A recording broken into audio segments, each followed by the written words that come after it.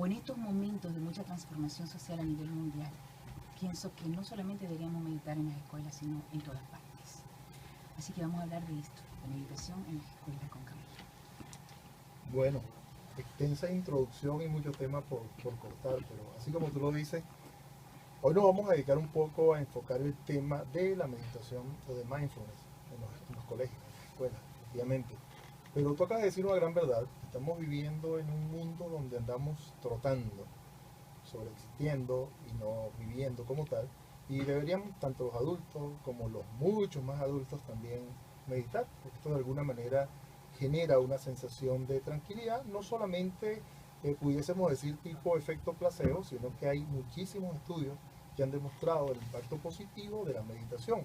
En las escuelas lo que se está llevando básicamente es el mindfulness, realmente, que es el concepto de Sati, que es realmente como se llama esta técnica en Pali, y que entró a América más o menos en la década de los 60, 80. Mindfulness tiene muchas connotaciones, pero vamos a ponerla sencilla, es atención plena, vamos a llamarlo así, atención plena.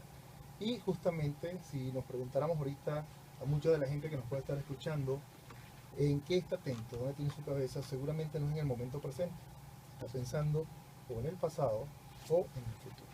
Y justamente la técnica de mindfulness es hacernos venir al presente, que es el único momento que tenemos. Entonces, comenzando por allí, que es, quería hablar de un tema como de concentración. Ya si lo llevamos al colegio, comenzaríamos a atender uno de los grandes problemas que hay, porque de qué es lo que se quejan las maestras, los papás, etcétera, etcétera, de la desatención, de la falta de concentración. Entonces ya, sin hacerle muchos bombos y platillos a lo que es la meditación y definirla y ver una cantidad de beneficios que sí los hay demostrado científicamente, el comprender de que la meditación nos ayuda a concentrarnos, ¿sí? Y de alguna manera a focalizar la atención, ya eso debería ser una materia que estuviese establecida en los sistemas educacionales, tanto para niños, adolescentes, jóvenes y adultos. Porque uno de los principales problemas que tenemos es la falta de conciencia, la falta de presencia plena. Cuando estamos hablando de que esto nos beneficia para la concentración, ¿en qué beneficia, por ejemplo, a los maestros hacer este tipo de meditación? Bueno, imagínate. El tema es bastante profundo. ¿Por qué? Cuando hacemos meditación en los colegios, cuando comencemos a hacer meditación en los colegios, deberíamos hacerlo con una visión a mediano y largo plazo. ¿Cuál es el gran problema que tenemos ahorita? Y no es una mentira para nadie. En los colegios hay una cantidad de problemas como drogadicción, ¿sí? Violencia, agresividad, Sí, hay mucha agresividad. armas, etcétera, etcétera, etcétera. Especialmente aquí.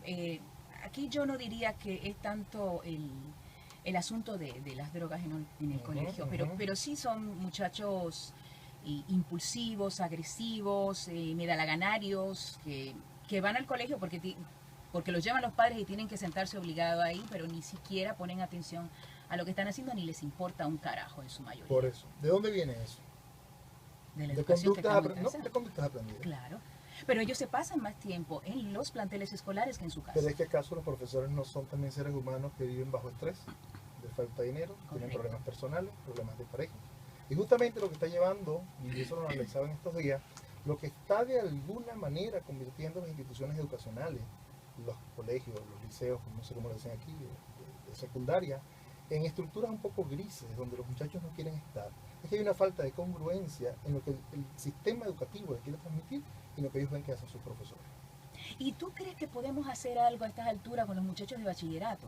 ¿O tenemos que empezar de cero con los de 7, 8 años? No, date cuenta que tú puedes comenzar las prácticas meditativas y las prácticas del mindfulness a cualquier edad. Yo a los 57 años comencé a certificarme como instructor de meditación y ahora estoy haciendo la certificación en mindfulness. Por lo tanto, no hay edad, incluso desde los niños de primaria, sería interesante comenzar a hacerlo porque la demostración que existe ahora a través de medios de resonancia magnética nuclear, a través del estudio, para el estudio del cerebro, se ve que una cantidad de estructuras relacionadas con las emociones, con los buenos comportamientos, etcétera, etcétera, se ven afectadas positivamente por la práctica meditativa. Por lo tanto, estamos desperdiciando, en vez de comenzarlo a hacer en la universidad, si pudiésemos tener colegios donde los niños comiencen en los primeros grados a recibir estas prácticas, 5 o 10 minutos diarios. No es más que eso. Antes de empezar las clases. Antes de empezar la clase o después de un recreo para que se calmen, etcétera, etcétera, porque la meditación de alguna manera afecta todo lo que es el sistema nervioso del cerebro, básicamente, en las áreas que están relacionadas con el aprendizaje también. Por lo tanto, después de un recreo, de mucha agitación, 5, 10 minutos, una meditación sencilla y ni siquiera la meditación como muchos la conocen, sino simplemente hacer una respiración consciente, que los niños aprendan a inhalar, a retener, a exhalar, a retener. Que conozcan lo importante de la respiración. 5 o 10 minutos, y si quiere alguien lo quiere hacer ahorita, hacer 10 respiraciones conscientes, se va a dar cuenta del efecto inmediato y la calma que eso da. Hay una cosa que antes de que Paola entre, que quiero acotar contigo, y es que cuando nosotros estamos hablando de hacer esta meditación en los planteles escolares, tenemos que decirle a muchos padres que creen que la meditación, como viene de Oriente, ¿no? De Asia, ellos piensan que esto es una religión y no es así, nada que ver. Eso es lo importante que quiero que le aclares, que es más holístico que otra cosa. Definitivamente, si en este momento a los oyentes yo les dijera, siéntate en un lugar tranquilo, ¿sí? Con la espalda recta, relaja el cuello, etcétera, y toma una inhalación profunda, ¿sí? Retén un poco el aire, ahora suéltalo tranquilamente, espera un momento y vuelve, y lo hacemos 10, 15 veces. Yo quiero que me diga dónde está la parte religiosa.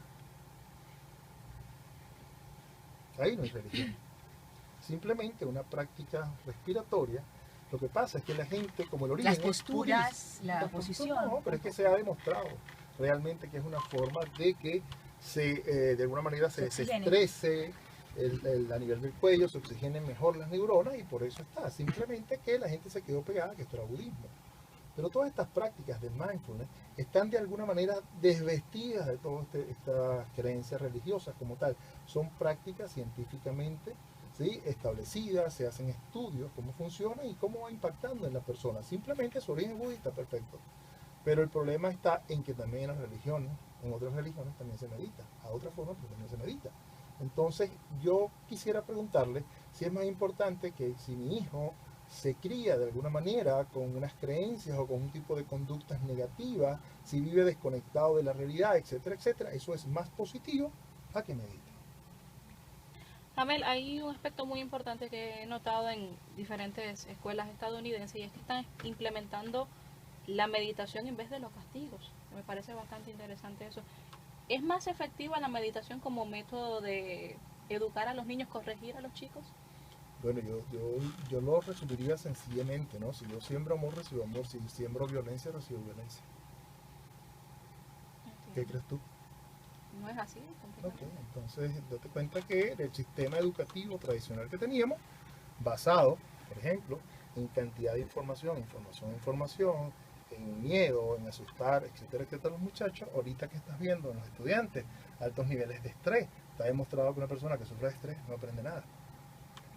Entonces, es una cosa está bloqueado totalmente. Es una cosa bien sencilla. Simplemente hay personas que dijeron no importando las consecuencias negativas, a decirle no, por ejemplo, a estos sistemas, ¿sí?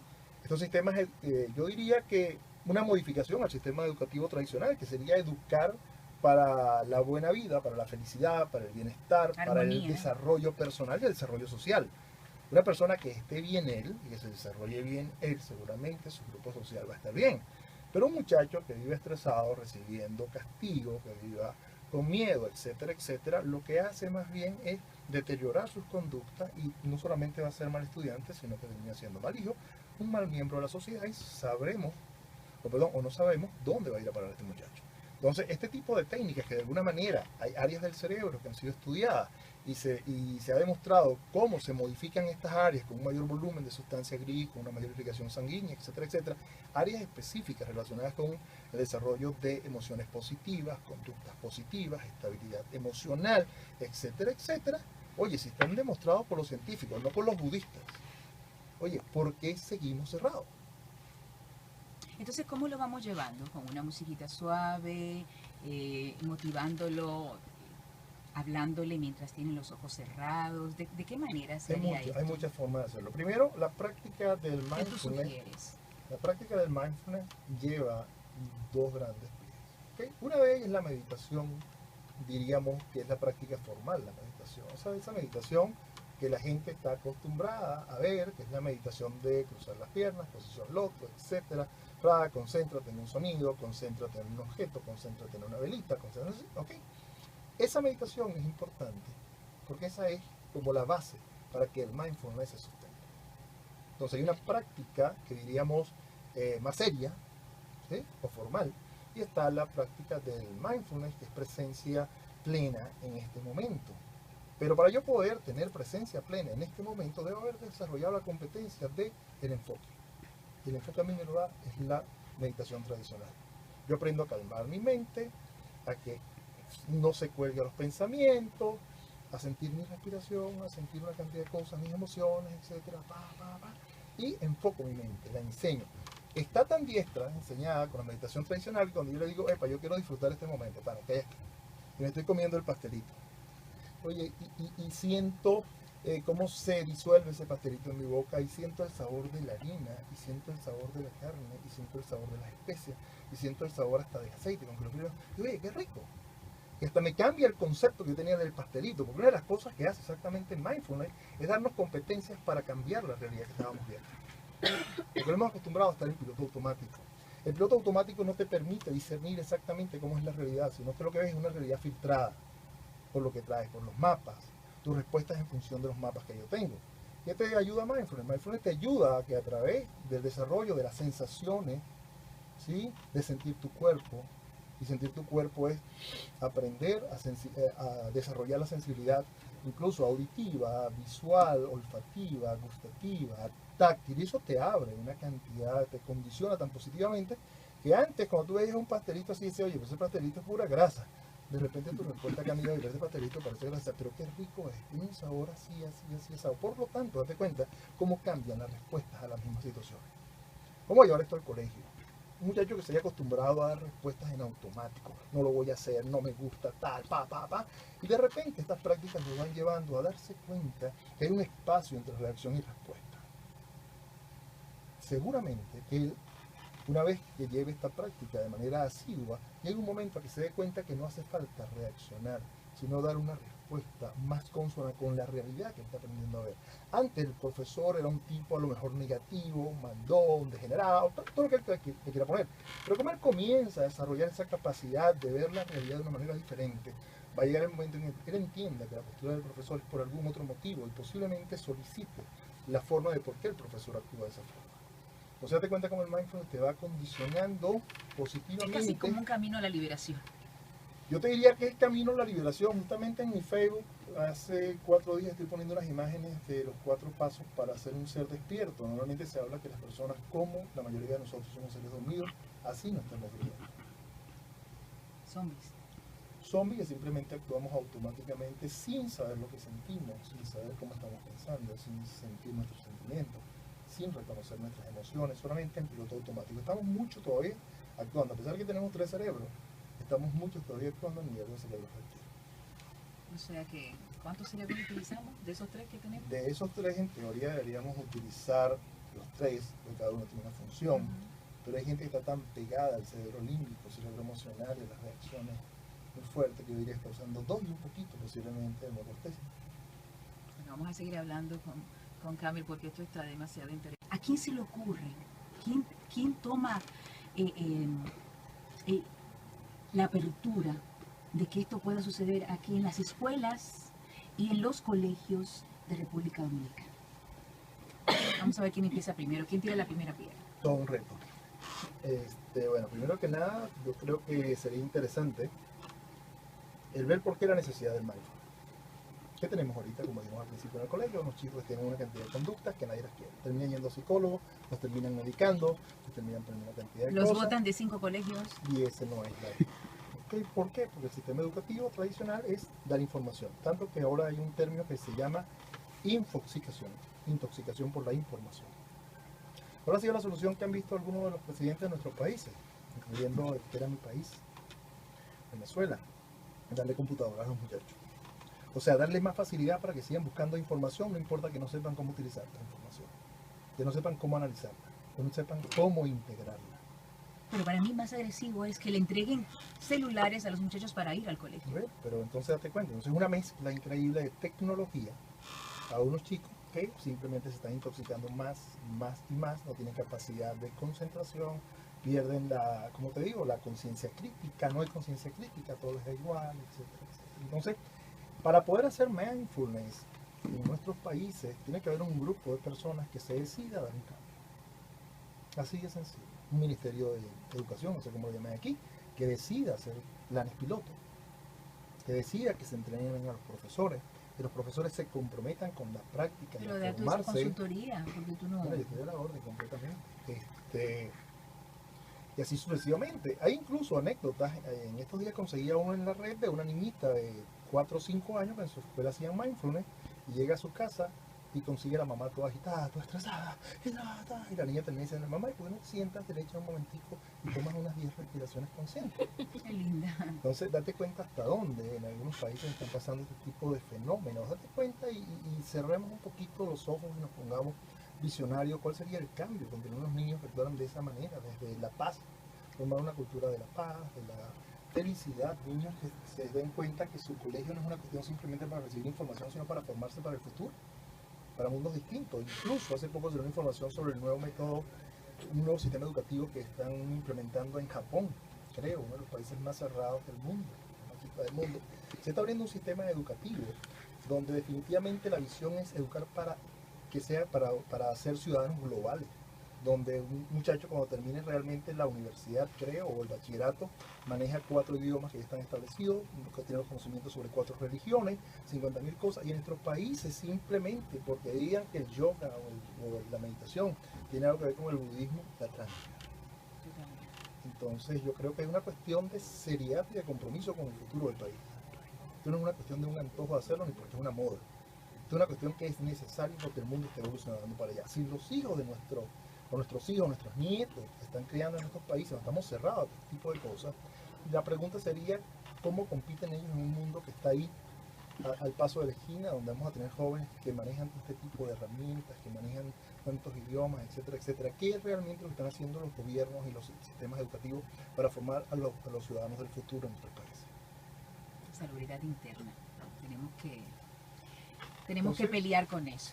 Date cuenta que la solución que yo he visto en los países latinoamericanos, en los que he visitado, normalmente en estos casos, en vez de tomar la decisión de comenzar a meter a estos muchachos por este campo donde se termina desarrollando mejores condiciones para manejar la emocionalidad, etcétera, etcétera, el tipo de respuesta, incluso el fin último del mindfulness es la compasión, es comprender al otro, entender por qué actúa así, cómo poderte ayudar, aunque yo esté muy claro de que esa situación es tuya.